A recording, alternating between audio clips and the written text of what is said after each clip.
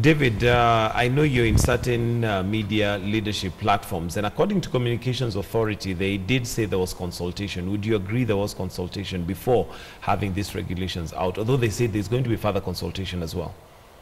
The mere fact that the Cabinet Secretary, new in office, has ordered fresh consultations tells you there's something absolutely wrong with the way CA consults with stakeholders. If at all there was any consultation. There was a media stakeholders forum which was appointed by the former CS, my good friend Fred Matiang'i, and they were still in the process of agreeing on clause by clause. The rush under which Wangusi and company went and published these regulations really leaves us wondering what was the rush for, who is really pushing him.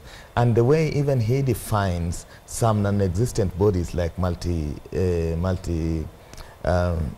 appeals tribunal, you know, for which complainants would take their issues, a non-existent body. And if at all he has lawyers in that office, they should remind him that that same multimedia appeals tribunal was suspended from the clauses of the law by High Court Judge Justice Mumbi Ngugi. So he cannot purport to create institutions which the High Court itself has said are non-existent. This being the and case, on have we highlighted that? Have we made the public know that this is what is happening? Yes, it's very difficult talking to Wangusi because I think he's mixed up in all his arguments.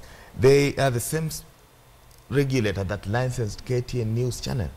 And now he comes and says that every broadcaster must include 40% local content. KTN News is a 24-hour news channel. And he goes on and says news content and advertising is not part of local content. It means he is not in charge of even the regulations he's purporting to be reading.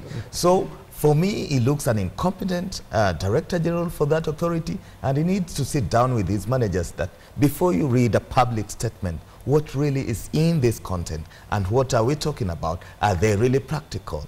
He says he's capping advertising and demands 40% of local content. Local content is not mandazi you buy over the counter. You invest in resources, you invest in human people, the workforce that will produce this content, and it's not easy to curate.